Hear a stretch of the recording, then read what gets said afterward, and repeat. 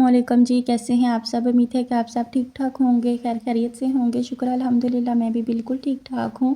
तो सबसे पहले आप सबको मेरी तरफ से माह रमज़ान का महीना बहुत ज़्यादा मुबारक हो। तो इस रमज़ानुल मुबारक के सदक़े अल्लाह पाक से दुआ है कि अल्लाह पाक आप सबकी ज़िंदगियाँ खुशियाँ और सुकून से भर दें। जिसकी जो भी परेशानियाँ हैं, जो भी मसले मसाइल हैं, अल्लाह पाक सब हल कर दें। जो बे औलाद हैं अल्लाह पाक उनको ज़िंदगी वाली और नेक औलाद से नवाजें, और जो बीमार हैं अल्लाह पाक उनको सेहत और तंदुरुस्ती वाली लंबी ज़िंदगी से नवाजें। और जो भी हमारे प्यारे इस दुनिया से रुखसत हो गए हैं अल्लाह पाक उनकी मग़फ़िरत फ़रमाएँ और उनको जन्नतुल फ़िरदौस में आला मुक़ाम अता फ़रमाएँ। आप सब भी मुझे अपनी दुआओं में बहुत ज़्यादा याद रखिएगा। और ये कुछ क्लिप्स ना रमज़ानुल मुबारक शुरू होने से एक दिन पहले के हैं, तो मैंने सोचा कि इसी व्लॉग में ना इन सबको ऐड कर देती हूँ।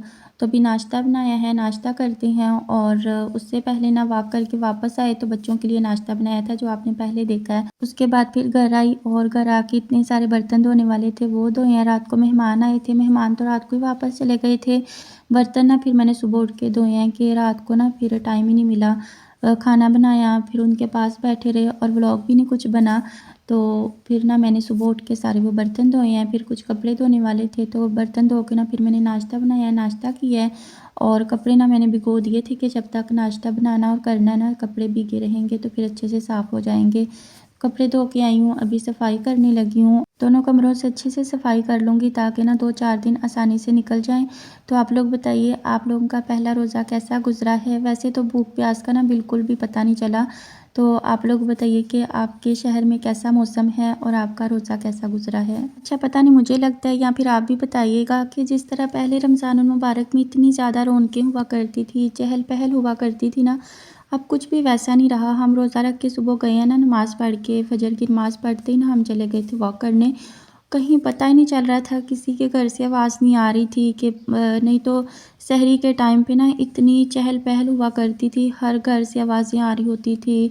लेकिन कुछ भी पता नहीं चला, ऐसे कि जैसे आम रूटीन के दिन होते हैं ना, वैसे ही लग रहा था। ना ही रिश्तों में वैसा प्यार रहा है, ना ही इंसानों में इंसानियत रही है, और ना ही ना अब वो रौनकें महसूस होती हैं।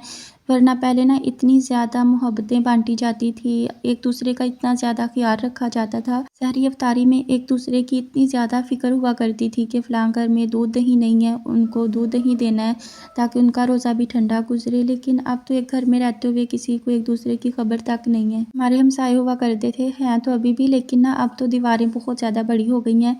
पहले ऐसा था कि हमारा सीन भी बहुत ज़्यादा बड़ा हुआ करता था और दीवार भी छोटी थी। तो एक दूसरे से ना दीवार से पूछना कि आपके घर ये दूध दही है कि नहीं, तो फिर उनको दीवार से पकड़ाना, सहरी के टाइम उनको जगाना, अगर हमने ना उठना तो उन्होंने जगाना। लेकिन अब वो सारे रिवाज ही ख़त्म हो गए हैं। अब तो एक दूसरे के घर एक से दूसरी दफ़ा जाए ना तो इतनी ज़्यादा बातें बन जाती हैं। बस अल्लाह पाक सबके दिलों की मोहब्बतों को जगाएं और सब में इंसानियत ज़िंदा रहे। यहाँ पर ना ये एक पार्सल आया था, ये मेरी जो मुझसे बड़ी बहन है ना, उन्होंने मंगवाया था। शक्कर थी और साथ में ना ये गुड़ था रमज़ान के लिए। तो ये ना हमारे घर आ गया था, तो अभी ना इधर से भेजना है, तो वो कह रही थी कि आप थोड़ा सा ना ले लेना।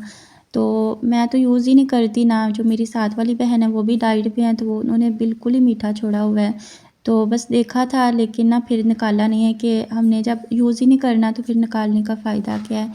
तो अभी जी ये पहली सहरी है और मैं ना खाना बनाने लगी थी, सहरी बनाने लगी थी। तो फिर मेरी बहन ने ना कॉल की कि मैं ना लेके आ रही हूँ, तो आप ना बनाना। वरना मैंने आटा, सालन वगैरह दूध निकाल के सब कुछ रखा हुआ था। तो फिर ना ये मेरी बहन लेके आ गई कि मैंने ना बनाई है सहरी, तो आप रहने दो। मैंने ना एक दिन पहले ना आलू का सालन बनाया था और फिर ना वो थोड़ा सा गर्म करके ना मैंने थोड़े से चावलों के ऊपर डाल के वही खा लिए। और रोटी को बिल्कुल दिल नहीं कर रहा था, थोड़ा सा दही खाया था। और चाय तो फिर लाजमी है, अगर चाय ना पी तो सारा दिन ना सर में दर्द रहना है। तो फिर साथ में मैंने चाय बना ली थी और रोटी तो बिल्कुल नहीं खाई थी। उन्होंने साग बनाया हुआ था, तो रोटी मैंने बिल्कुल भी नहीं खाई थी, बस चावल खाए थे और थोड़ा सा दही खा लिया था और चाय पी ली थी। अल्लाह ताला हम सबके रोज़े कबूल व मंजूर फरमाएँ। अल्लाह ताला नहीं देखते कि कितने सहरी और इफ्तारी में दस्तरखान सजे हुए हैं। अल्लाह ताला तो बस नीयतों को देखते हैं कि कितनी नीयत साफ़ है। अल्लाह ताला हम सब के गुनाहों को माफ़ फरमाएँ और हमारे लिए दोनों जहानों में आसानियाँ पैदा फरमाएँ और हमारी इसी दुनिया में मग़फ़िरत फ़रमाएँ। बाकी सब कुछ इधर रह जाना, ये ज़िंदगी के मसले मसाइल परेशानियाँ, ये तो आखिरी सांस तक भी चलते रहने हैं। यहाँ पर असर के बाद का टाइम था और अभी बारी थी इफ्तारी की, तो मैंने अपनी बहन से कहा कि एक चीज़ ना मैं बना लेती हूँ, एक चीज़ आप बना लें, तो फिर मिल के ना ऐसे काम हो जाएगा और फिर मिल के इफ्तारी कर लेंगे। तो फिर मेरी बहन कहते कि नहीं, आज पहला दिन है, बस पकोड़े बना लेते हैं और फिर ना बाज़ार से मतलब कि जो गाँव में शॉप है ना, उधर से समोसे मंगवा लेंगे। तो अभी बस आज के दिन ना इतना ही काफ़ी है। फिर असर की नमाज़ पढ़ी है और कुरान पाक पढ़ के ना अभी थोड़ा टाइम रह गया था, सालन मेरी बहन ने बना लिया था और अभी ना मैंने कहा कि चलो मैं ना पकौड़ों का मसाला तैयार कर लेती हूँ।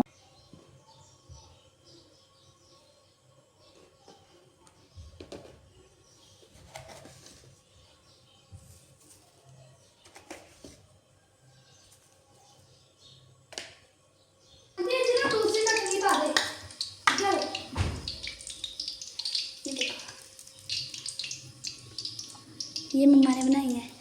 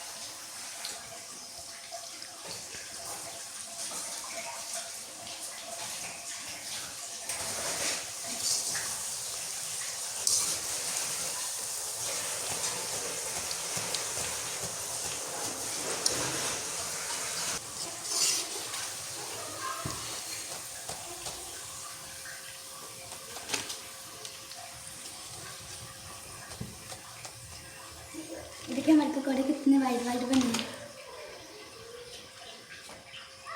मैं शूज नहीं पहने। शूज़ क्यों नहीं पहनती आप? मैंने नए कपड़े पहने आज।